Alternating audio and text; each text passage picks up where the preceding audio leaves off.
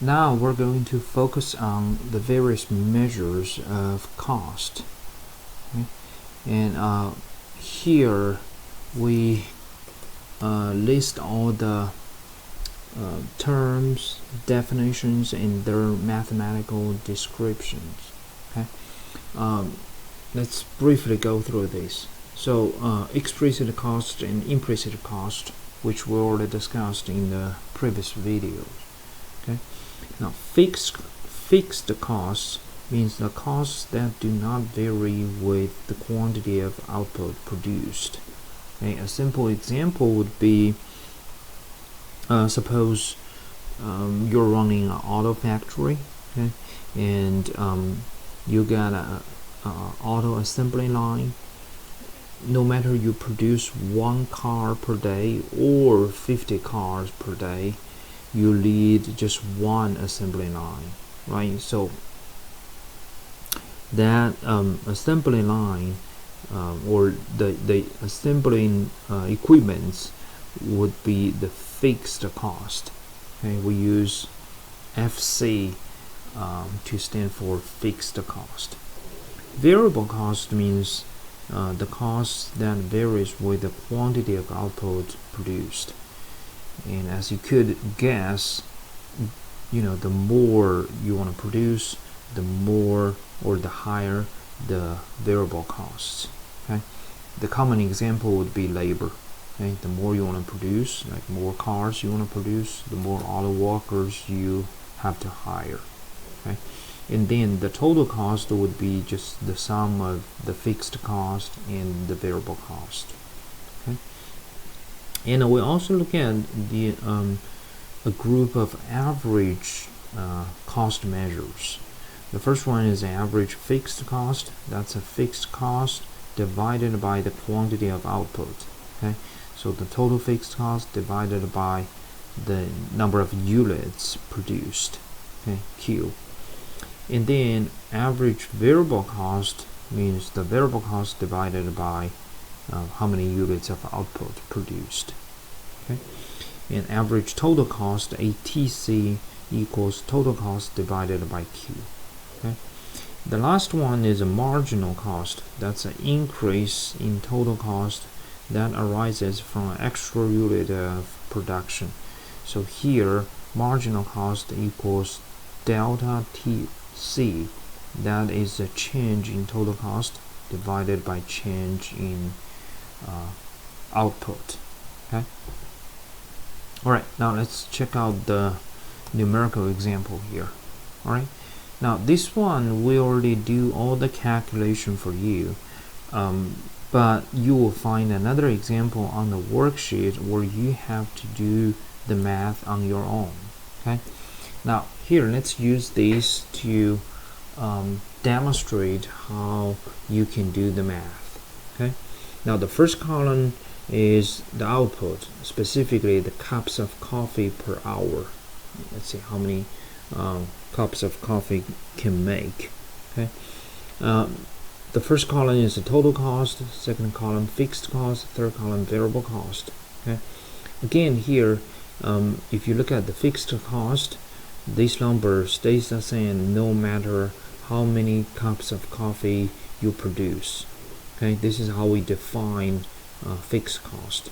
Okay, it's always fixed regardless of your output. So you can, again, the real world example could be the coffee maker. Okay, so $3 is a fixed cost and variable cost.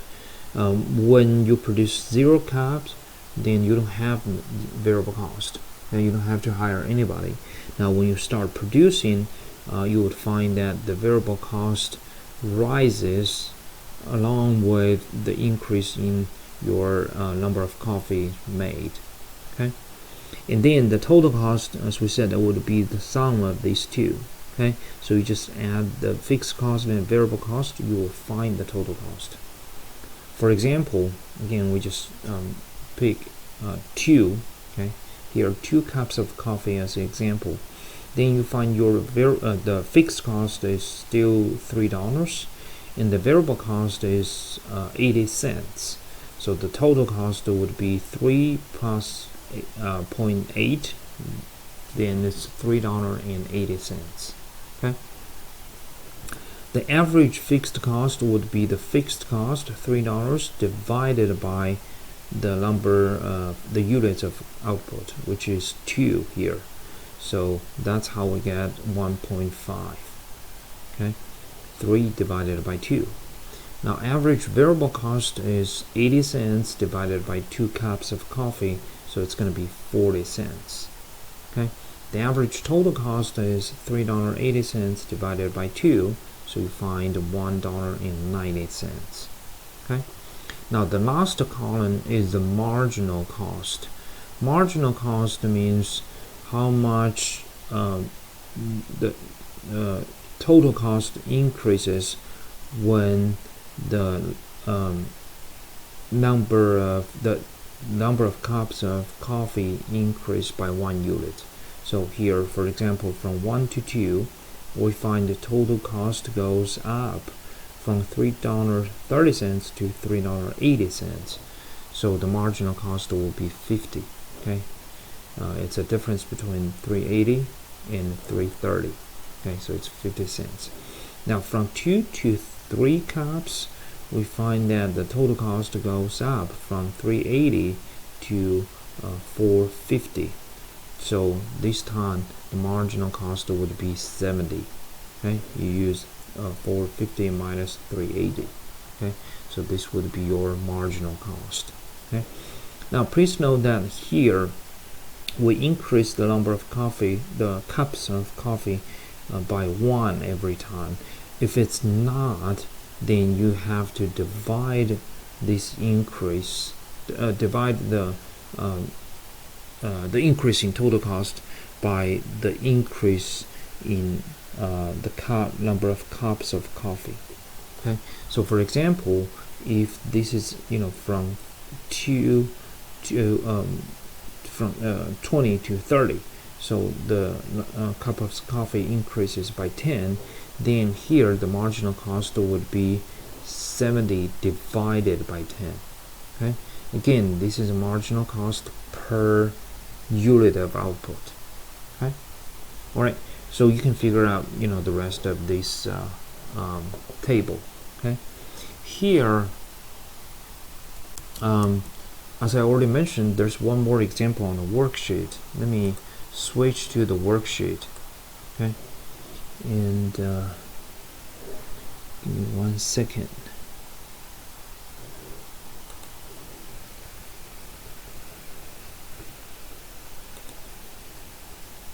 I want to show you. Yeah, here we go. This example, we said Marty's Frozen Yogurt is a small shop that sells cups of frozen yogurt in a university town. He spent $200 on frozen yogurt machines and refrigerators, which do not vary across quantity of frozen yogurt he would produce. That means $200 is going to be his fixed cost. Okay, he also has to pay each of his workers $50 per day, so that means this is going to be the labor cost or variable cost. Okay, it changes depending upon how many frozen yogurt he wants to produce, and so how many workers he would hire. Now please complete the missing data in the completing table. Here we already give you the quantity of labor and then the quantity of the frozen yogurt.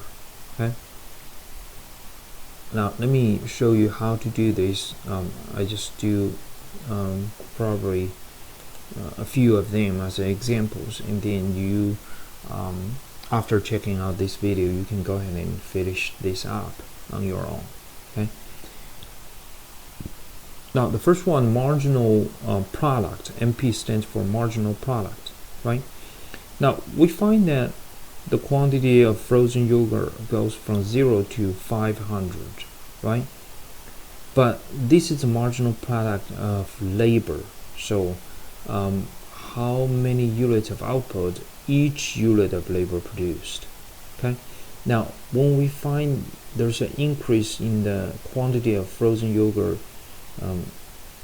from 0 to 1 to 500, the quantity of labor increases from 0 to 10. So the marginal product of labor should be 500 minus 0 divided by 10 minus 0.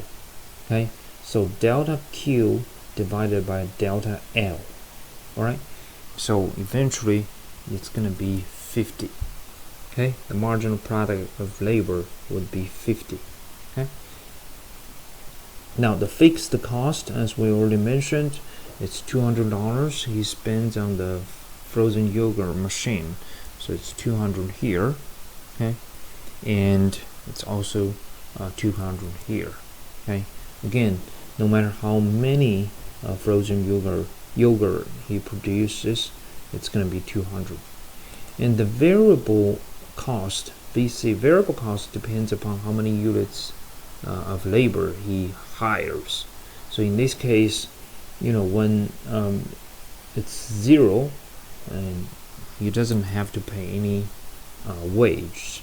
Okay, but when it becomes 10, so he hires 10 workers and he has to pay $50 per day per person. So here it's going to be $500 as the variable cost. Okay, and then let's call in the total cost here. When it produces nothing, this shop produces nothing, then it will be 200 plus 0, so it's going to be 200. And when they produce 500 units of frozen yogurt, it's going to be 200 plus 500, so it will be 700, right? And then the marginal cost, okay, marginal cost would be 700 minus 200, right? So you got 500, but you also need to divide by the increase in the quantity of frozen yogurt. Okay, so that's going to be 500 divided by 500, so you will get 1, right? Again, the numerator means the change in or the increase in the total cost, and the denominator means the increase in the output.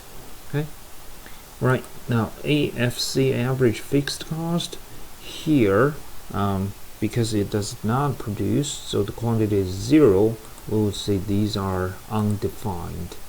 Okay, now when it produces 500 units of yogurt, then the fixed cost is 200, so here it's going to be 200 divided by 500. Okay, you can figure out, this is going to be 0.4, right? And the average variable cost would be 500 divided again by 500. Okay, so 500 divided by 500, which equals 1. Okay, so it's $1 per frozen yogurt. The total, the average total cost would be 700 here divided by 500. Okay, again, you can figure out how much this is afterward. Okay, now you're expecting to do this the same way. Okay, if possible, please write out your very simple math work so we would know how you get these. Okay, and again here, for example, it should be 500 divided by 10, which equals 50, right? Now after you finish these, please plot the total cost and these cost measures on the two graphs. Okay, put the quantity here on the horizontal axis. Okay, and on the next video we're gonna look at the calculation and see if we can find any patterns around among these cost measures.